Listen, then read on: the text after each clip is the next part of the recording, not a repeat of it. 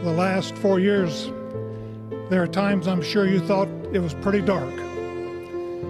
But look what God has done. He is truly a racist. Ugly, misogynistic, racist lies. Mereka ingin berjuang untuk nilai-nilai dan moral berdasarkan Alkitab. Christians are under siege. Dan dia memiliki orang-orang di sekitarnya yang juga berbicara tentang Tuhan tanpa rasa malu. Let us pray. Bagaimana jika beberapa hal yang kamu percayai tentang dia ternyata tidak benar? Mendukung hak aborsi.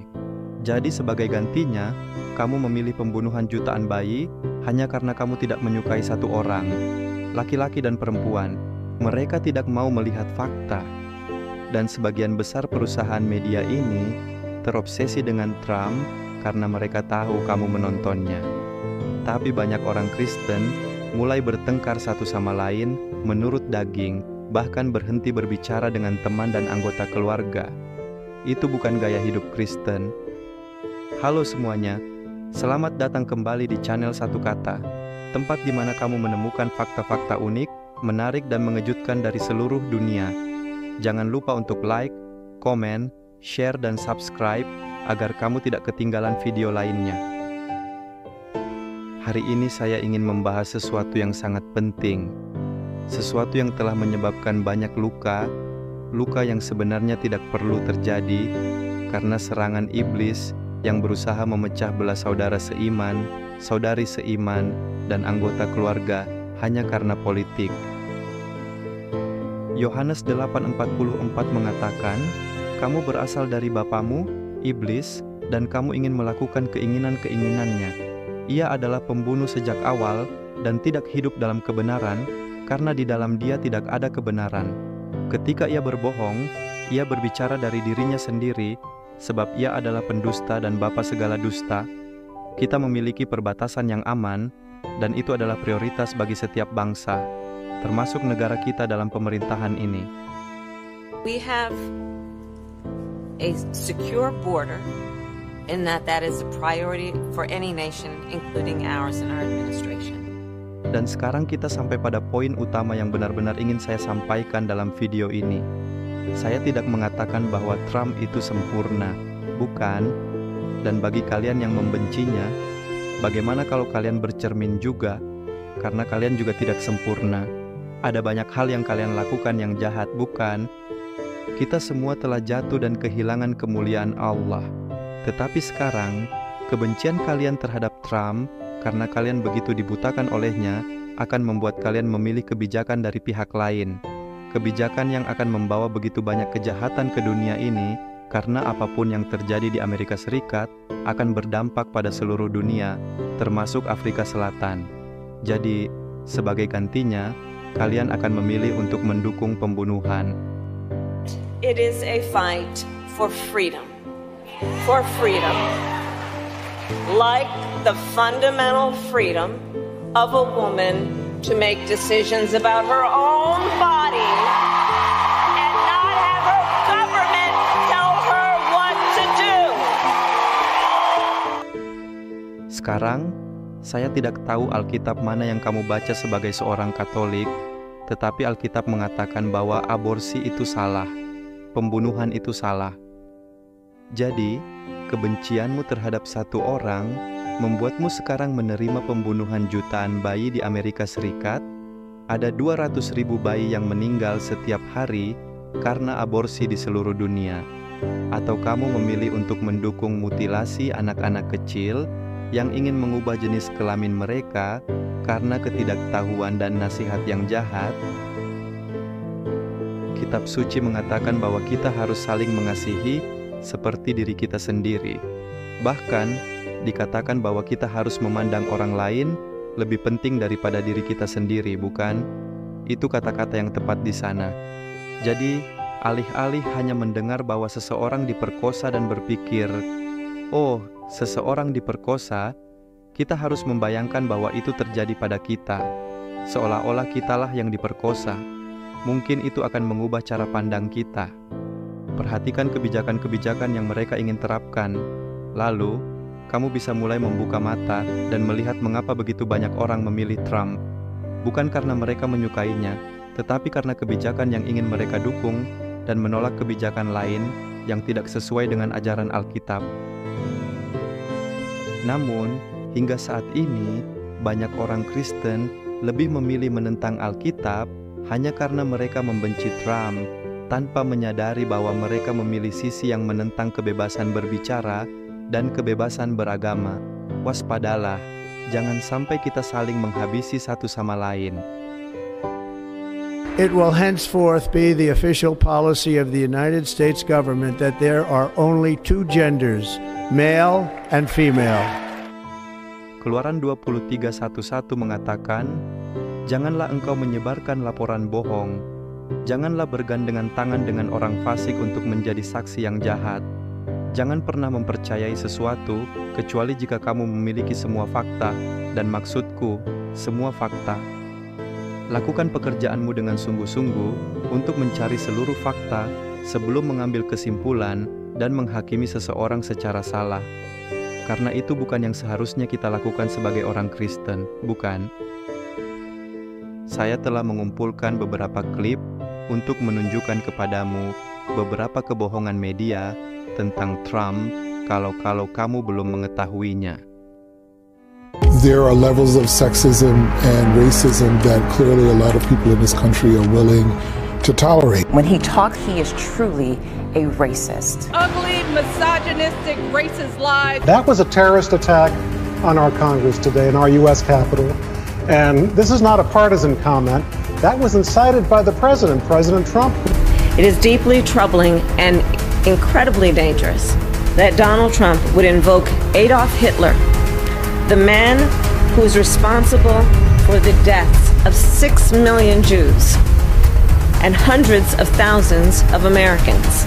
All of this is further evidence for the American people of who Donald Trump really is. Let's talk about George Floyd. You said George Floyd's death was a terrible thing. Terrible. Why are African Americans still dying at the hands of law enforcement in this country? And so are white people. So are white people. What a terrible question to ask. So are white people. Yesterday, we learned that Donald Trump's former chief of staff, John Kelly, a retired 4-star general, confirmed that while Donald Trump was president, he said he wanted generals like Adolf Hitler had. This is a window into who Donald Trump really is, from the people who know him best. We're still going to have to go out and put a bullet in Donald Trump. Take a look at what happened.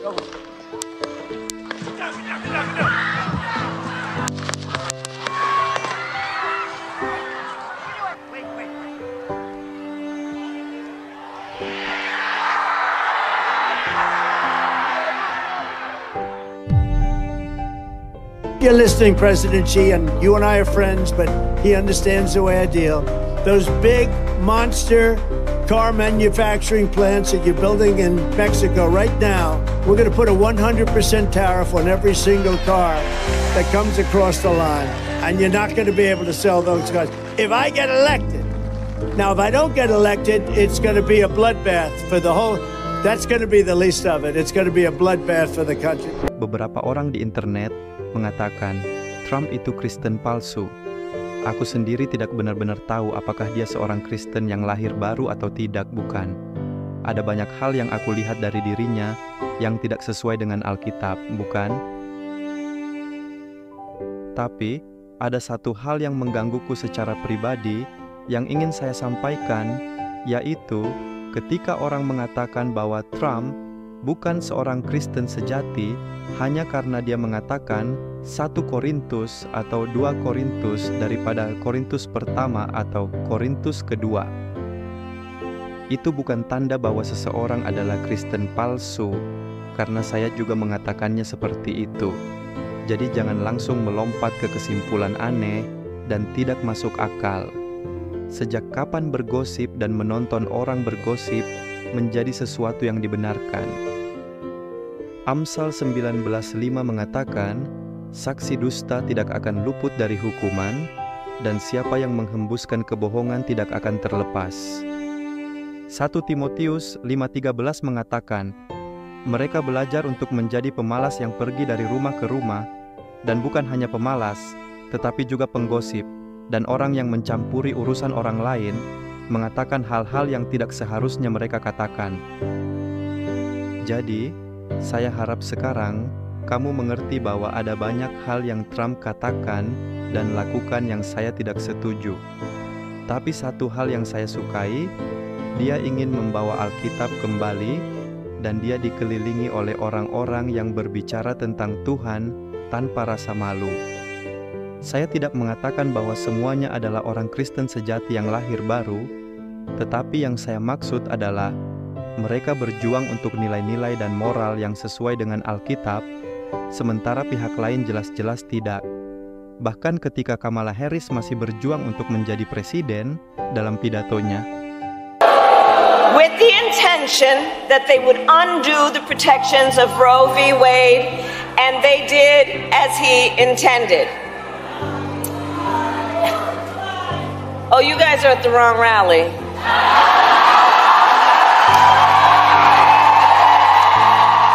America back to the place that honors you, to a place where we will not be kicked out for saying Christ the King or Jesus is Lord. The last 4 years, there are times I'm sure you thought it was pretty dark. But look what God has done. We praise Him and give Him glory.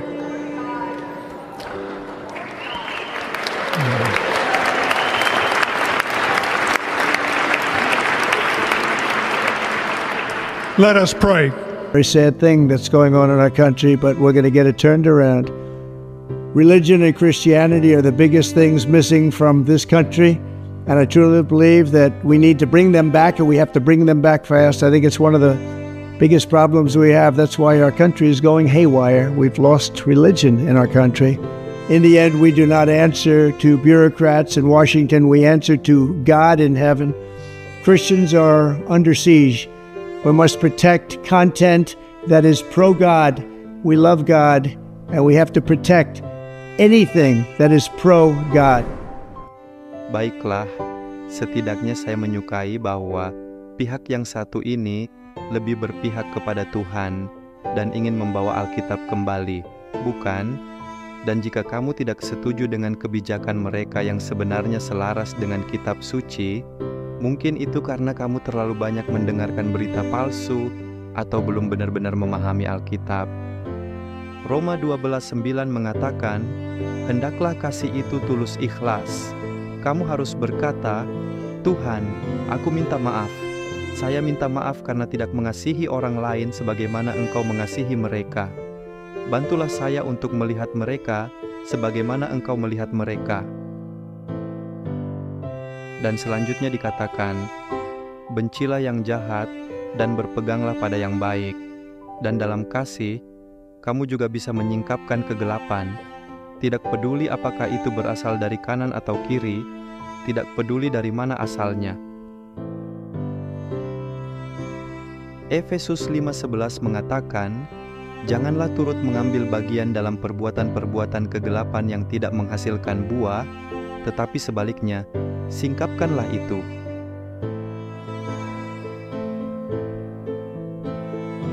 Terima kasih sudah menonton. Jika video ini bermanfaat, jangan lupa like, share, dan subscribe supaya kamu tidak ketinggalan pembahasan berikutnya. Ingat, tetap berpegang pada kebenaran, kasihilah sesama, dan jangan biarkan kegelapan menguasai hati kita. Sampai jumpa di video selanjutnya. Tuhan memberkati. Salam satu kata.